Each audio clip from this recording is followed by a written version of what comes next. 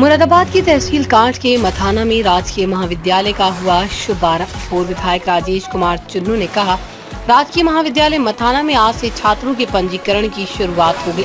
राजकीय महाविद्यालय के खुल जाने से कांठ विधानसभा क्षेत्र के लोगों को होगा बड़ा लाभ। मेरे विधायक रहते प्रदेश की योगी सरकार ने की थी राजकीय डिग्री कॉलेज मथाना की घोषणा।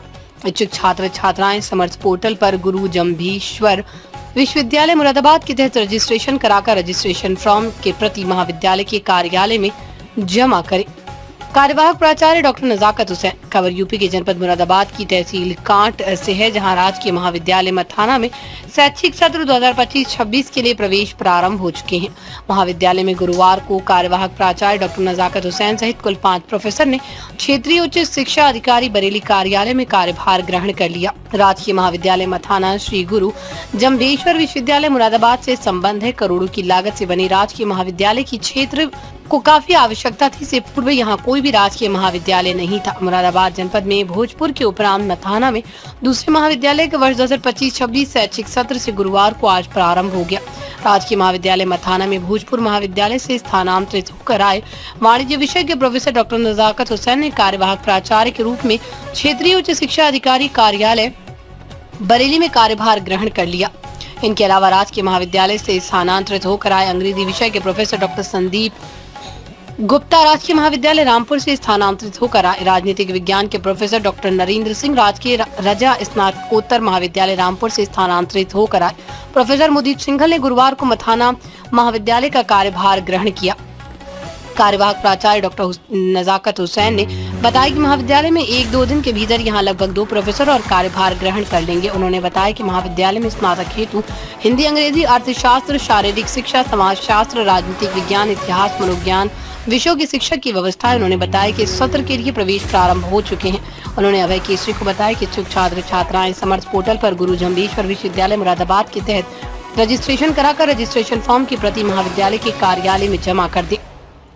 इस मौके पर पूर्व विधायक राजेश कुमार चुन्नू ने बताया कि मेरे कार्यकाल के दौरान मथाना में राजकीय डिग्री कॉलेज की घोषणा की गई और आज महाविद्यालय में नए सत्र के लिए छात्रों के पंजीकरण शुभारंभ की शुरुआत हो गई। क्षेत्र के लिए बहुत बड़ी उपलब्धि है। प्रदेश की योगी सरकार सभी वर्गों के लिए काम कर रही है। राजकीय महाविद्यालय की कांठ विधानसभा क्षेत्र की जनता को बहुत बड़ी जरूरत है। ये बीजेपी सरकार की बहुत बड़ी उपलब्धि है। ब्यूरो रिपोर्ट अभय केसरी, कांठ, मुरादाबाद। सभी क्षेत्रवासियों को मेरा नमस्कार। मेरे कांठ विधानसभा क्षेत्र में एक राजकीय महाविद्यालय की बहुत आवश्यकता थी और जनता की मांग भी थी। जब 2017 से लेकर 2022 तक मेरे विधायक कार्यकाल में माननीय मुख्यमंत्री जी ने हमसे 2 महत्वपूर्ण कार्यों की प्रस्ताव देने के लिए कहा, तो हमने नंबर 1 पर मथाना में, कांठ विधानसभा क्षेत्र के मथाना में एक राजकीय महाविद्यालय एवं कांठ में बस स्टैंड की स्थापना हेतु 2 प्रस्ताव दिए और बस स्टैंड तो पहले ही बनके तैयार हो चुका है और आज इस महाविद्यालय में भी 6 प्रोफेसर भी नियुक्त कर दिए गए हैं और इसमें अभी शिक्षण कार्य शुरू हो जाएगा। रजिस्ट्रेशन भी आरंभ हो गए हैं। सभी क्षेत्रवासियों को इस विद्यालय का बहुत लाभ होगा। मैं सभी युवाओं को, छात्रों को, छात्राओं को इसके लिए बहुत बहुत बधाई देता हूं और मैं सभी से ये अपील भी करता हूं कि इस विद्यालय का लाभ उठाने के लिए अधिक से अधिक संख्या में रजिस्ट्रेशन कराएं और इस विद्यालय को जो आपके क्षेत्र में खुला है इसका भरपूर लाभ उठाएं। और साथ ही मैं माननीय मुख्यमंत्री जी को और अपनी भारतीय जनता पार्टी सरकार को भी बार बार धन्यवाद देता हूं कि उन्होंने हमारी इस मांग को स्वीकार किया और कांठ विधानसभा क्षेत्र को एक महत्वपूर्ण डिग्री कॉलेज देने की कृपा की। क्या नाम आपका डॉक्टर साहब? जी, मेरा नाम डॉक्टर नजाकत हुसैन है। कहाँ पर हैं आप?